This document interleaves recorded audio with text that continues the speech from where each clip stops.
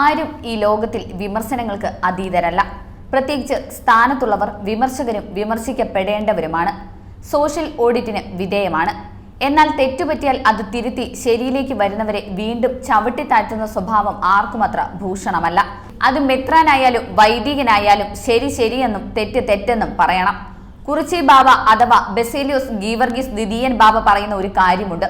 ഒരാളിൽ ഒരു തിന്മ കണ്ടാൽ അത് അയാളോടായി മാത്രം പറയുക, എന്നാൽ അയാളിൽ ഒരു നന്മ കണ്ടാൽ അത് എല്ലാവരോടും പറയണമെന്നാണ്.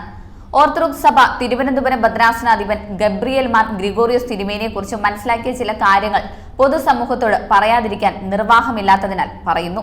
ഓർത്തഡോക്സ് സഭയുടെ ആരാധനാക്രമത്തിൽ സംഗീതത്തിന് അമിത പ്രാധാന്യം കൊടുക്കാറുണ്ട്. ഒരു ഗാനം തന്നെ 8 രാഗം അഥവാ 8 നിറങ്ങളിൽ പാടാൻ കഴിയുന്നുണ്ട്. സുറിയാനി ഭാഷയിൽ ഇതിനെ എക്കാറ എന്ന് വിളിക്കുന്നു. മലങ്കര ഓർത്തഡോക്സ് സഭയിൽ ഇന്ന് ജീവിച്ചിരിക്കുന്ന മേൽപ്പട്ടക്കാരിൽ സംഗീതാത്മകമായി ആത്മീയ അന്തരീക്ഷത്തിൽ ആരാധന നടത്തുന്ന ചുരുക്കം ചില തിരുമേനിമാരിൽ ഒരാളാണ് തിരുവനന്തപുരം ഭദ്രാസനാധിപൻ ഗബ്രിയേൽ മാർ ഗ്രിഗോറിയോസ് തിരുമേനി എന്ന വിമർശകർ പോലും സമ്മതിക്കും. സ്വരമാധുരിയിൽ അരോചകം വരുത്താതെ ശാന്തമായ അന്തരീക്ഷം ദേവാലയങ്ങളിൽ സൃഷ്ടിച്ചെടുക്കാൻ തിരുമേനിക്ക് സാധാരണ സാധിക്കാറുണ്ട്. അതുപോലെ തന്നെ വൈദിക പരിശീലനത്തിൽ നിഷ്ഠ പാലിച്ച് ധാർമ്മിക ജീവിതത്തിന്റെ ഉന്നതിയിലേക്ക് വൈദികരെ ഉയർത്തുന്നതിന് തീവ്ര ശ്രമം നടത്തിയിട്ടുണ്ട്.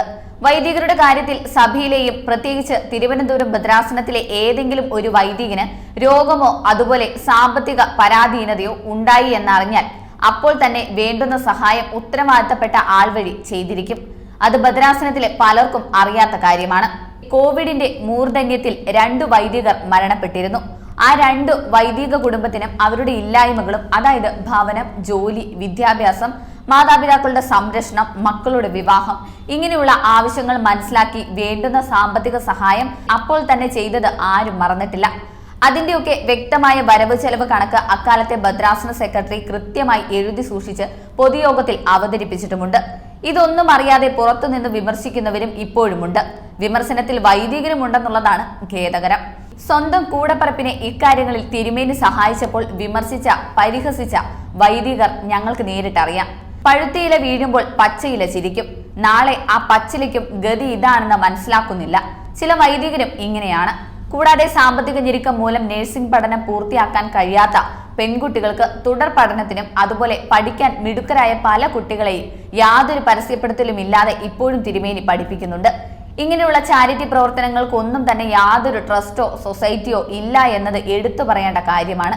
ഇടം കൈ ചെയ്യുന്നത് വലം കൈ അറിയരുത് എന്ന ക്രൈസ്തവ ധർമ്മം കൃത്യമായി പാലിക്കപ്പെടണമെന്ന് ആഗ്രഹിക്കുന്ന ഒരു മേൽപ്പട്ടക്കാരനാണ് ഗബ്രിയേൽ തിരുമേനി.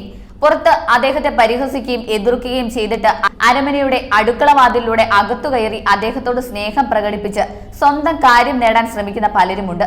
ചില വൈദികരും അൽമായരും ആരും അറിയാതെ തിരുമേനിയുടെ പ്രീതി പിടിച്ചുപറ്റുന്നു. പുറത്ത് തിരുമേനിയെ എതിർക്കുമ്പോൾ മൗനമായി അതിന് കൂട്ടുനിൽക്കുന്നു.